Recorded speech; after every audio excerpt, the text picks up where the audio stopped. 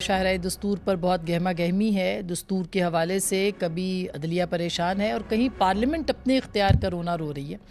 और कल से जो सुओ मोटो के हवाले से कल फ़ैसले भी आए दो, और उसके बाद से एक नई बहस शुरू हो गई है। ये 4-3 का फ़ैसला है या 2-3 का फ़ैसला है, ये एक अलग बहस है। लेकिन इस बहस के दौरान आज भी सुप्रीम कोर्ट ने अपना जो है वो समाअत की है इस केस की कि इंतखाबात को जो है वो 90 दिनों के अंदर होना है या 90 दिनों से आगे बेरिस मिनिमम टाइम जो है उसके अंदर उन्होंने इंतखाबात का इनकाद करना है। तो वो कैसे मुमकिन है, इसके ऊपर आज भी बातचीत हुई है। और इसके साथ साथ अब से थोड़ी देर पहले पार्लियामेंट जो है उसके अंदर आज वज़ीर आज़म ने भी खिताब किया और अभी काबीना ने एक मुसव्वदा जो है उसको भी मंजूरी उसकी दी है। ये मुजव्वज़ा जो मुसव्वदा है कानून का, ये तरमीमी बिल है 184(3 जो कि अज़ खुद नोटिस का इख्तियार है उसमें तब्दीली के हवाले से। और इसमें पहले हम आपको ये चूँकि ताज़ा तरीन है ये बताए देते हैं और उसके बाद प्राइम मिनिस्टर ने आज क्या कहा था वो भी सुनवाएंगे। लेकिन ये इसमें जो ज़राए बता रहे हैं, जो अब हमारे हाथ भी जो आया है मुसव्वदा उसको भी सामने रखें, तो ये मुसव्वदा कहता है कि तरमीमी बिल में अज़ खुद नोटिस का जो फ़ैसला है अब वो सिर्फ चीफ जस्टिस के हाथ में नहीं होगा, बल्कि वो 3 सीनियर मोस्ट जजेस जो हैं वो फ़ैसला करेंगे। उनकी कमेटी यानी कि बनाई जाएगी और वो फ़ैसला करेगी। और ये जो कि पहले अपील का हक़ भी नहीं था अज़ खुद नोटिस के जवाब में, अब वो अपील का हक़ भी दिया जा रहा है आज की जो कानून साजी है। तो ये बहुत ही अहम कानून साजी है और ये बहुत ही बुनियादी कानून साजी है जिसके ऊपर काफ़ी अरसे से पाकिस्तान की सियासी जमातें और लॉयर्स और इसके साथ साथ सिविल सोसाइटी बात करती थी। तरमीमी बिल में ये भी कहा गया है कि 30 दिन में अज़ खुद नोटिस के खिलाफ अपील दायर हो सकेगी, जो कि पहले इख्तियार ही नहीं था, अब इख्तियार दिया है और इख्तियार भी महदूद करके 30 दिन किया है। और उसके बाद 2 हफ्ते के अंदर अंदर फिक्स करने का भी टाइम पीरियड दिया गया, यानी टाइम बार भी लगा दी है कि 2 हफ्तों के अंदर फिक्स होगा, 30 दिन के अंदर आप अपील कर सकेंगे और अपील के यानी अगर आप दायर करते हैं तो उसके 2 हफ्तों के अंदर आप इसको फिक्स भी कर सकेंगे। तो अब क्या ये दूसरी जानिब ज़ाहिर है कि पार्लियामेंट के अंदर इनको पेश किया गया और आज सुबह जो मिजाज था प्राइम मिनिस्टर साहब का, अनलाइक शहबाज शरीफ साहब, वो काफ़ी एग्रेसिव थे, उनकी टोन काफ़ी एग्रेसिव थी और उन्होंने एक तरह से जो खुल के जो बातें की तो उससे लग गया था पता कि कुछ ना कुछ आज जो है वो आने वाला है मंजर आम पर। आज उन्होंने मुख्तलिफ मौज़ूआत पे बात की और तकरीबन कोई 1.5 घंटा उन्होंने अपनी तकरीर की है जिसमें कि बहुत सारी बातें थी, मगर उसके साथ साथ इमरान खान साहब के साथ मुज़ाकरात के हवाले से यानी तहरीक इंसाफ के हवाले से वो भी उन्होंने बात की, अदालती असलाहत की भी बात की। क्या कहा वो ज़रा आप आपको सुनवाते हैं, ज़रा सुनिएगा।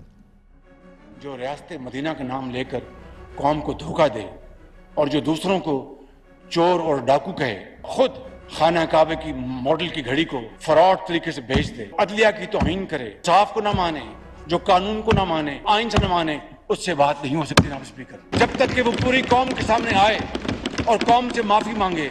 अदलिया के अंदर से उठने वाली आवाजें हैं, ये उम्मीद की नई किरण। ऑडियो में सुप्रीम कोर्ट के जज के बारे में इंकशाफात किए गए। सुप्रीम कोर्ट की चीफ जस्टिस से गुजारिश करूंगा कि वो उस ऑडियो का फोरेंसिक ऑडिट करवाएं।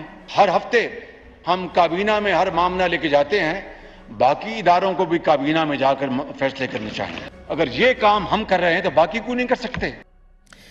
एक खुली जंग है, लड़ाई है जो कि अब नज़र आती है और पार्लियामेंट अपने इख्तियार की बात कर रही है। और ये याद रहे कि ये वो केस है जिसमें कि अज़ खुद नोटिस लिया गया था गुलाम महमूद डोगर साहब के तबादले की अंदर से वो केस को रेफ़र किया गया था 2 जज साहिबान की तरफ से चीफ जस्टिस साहब को कि आप अज़ खुद नोटिस लें, और उस पर उन्होंने अज़ खुद नोटिस लिया था, जिसके बाद अब तक ये बहरान जो है वो निमट नहीं सका। और इलेक्शन कमीशन कहता है कि हमारे पास तो तमाम इदारे जो हैं वो हमें मदद ही नहीं कर रहे, तो हम किस तरह से इंतखाबात की तरफ जाए, फंड्स नहीं है, वजारत ख़जाना कह रही है। और ये वो सारे मामलात हैं। दूसरी जानिब आज इसी केस की यानी जो कल हुआ था उसके ऊपर नोटिस जारी किए गए थे, आज फिर उसकी समाअत हुई जो कि पंजाब असम्बली के इंतखाबात के हवाले से। और उसमें ये जो चीफ जस्टिस साहब ने फरमाया कि एमरजेंसी लगा कर ही सिर्फ इंतखाबात मुलतवी किए जा सकते हैं।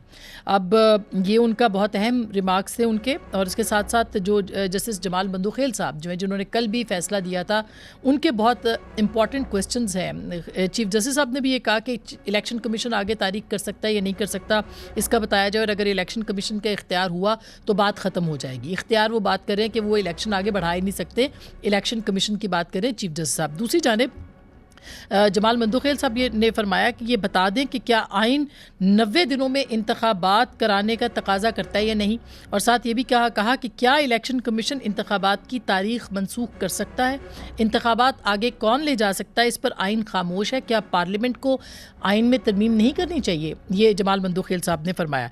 एक शख्स के असम्बली तहलील के इख्तियार पर भी नज़र सानी होनी चाहिए, एक शख्स के असम्बली की तहलील पर, और ये उन्होंने जो है बहुत ही अहम बात की है, क्योंकि ऑलरेडी ये नुक्ता उठाया जा रहा है कि इमरान खान साहब ने ये असम्बलियाँ क्यों तोड़ी, कैसे तोड़ी, किस तरह तोड़ी, और क्या वो तोड़ सकते थे, नहीं तोड़ सकते थे, वो प्रेशर में थे वगैरह। और पिछले जो मंसूर अली शाह साहब और अतर मिनल्ला साहब ने इसी मामले के ऊपर जो अपने इख्तलाफी नोट लिखे, और ख़ास करके अतर मिनल्ला साहब ने, उन्होंने ये सवाल उठाया था कि क्या ये सही तरीके से असम्बली तोड़ी भी गई है कि नहीं। तो ये सवाल उन्होंने जमाल मंदोखेल साहब ने आज फिर उठाया, और फिर ये भी कि इंतखाबात आगे ले जाने के ऊपर आइन खामोश है।